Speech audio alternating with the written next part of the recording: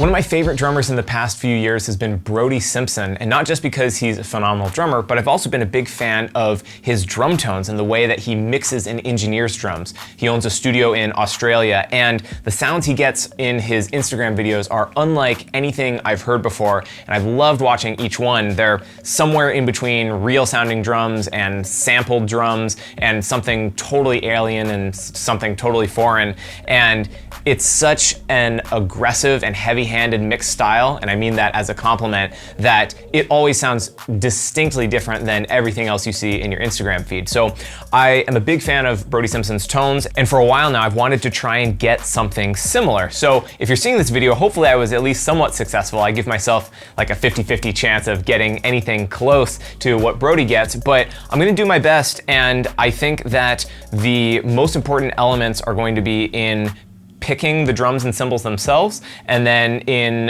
the mix afterwards. So we're gonna spend a little bit of time in the studio here capturing, and then I'll bring you into the mix segment as well, and we'll see how close we can get. Now I am gonna be using one of Brody's videos as reference, but I'm not going to try and get exactly the same as that video. I'm going to use it as source and as inspiration, and I'm gonna try and get my tones to be similar, and I'm gonna probably play similar grooves, but I'm not going to try and be an exact one-for-one copy of that video. The video I'm talking about is this one.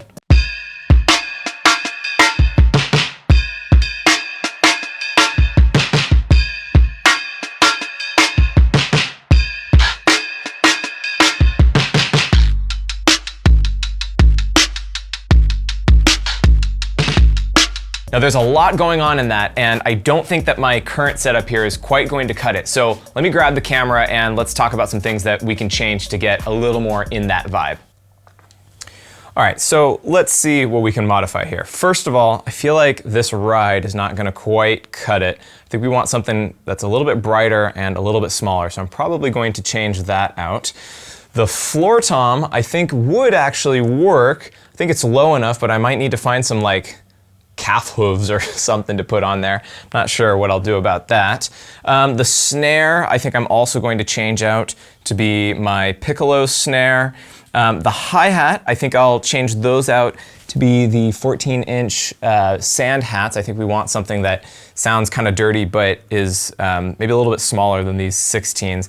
Then I'm also going to, I'm gonna raise them up too. I notice in his videos he's got the hi-hats much higher, and I think that's really going to help with separation and getting a much more isolated hi-hat sound and an isolated snare sound. So I think those are gonna be my big changes here. Miking wise, I honestly, I know this sounds wrong, but I feel like mic choice is not gonna be as important here. I feel like it's really gonna be a lot in the post-processing, but I think I'll put an AKG D112 on there, and I'll put the SM7 on there, which seems to be sort of a Brody thing, and this bass drum, I don't want to have to change it out, but I think it's going to work a lot better if I use a 20-inch kick. So let me do all that.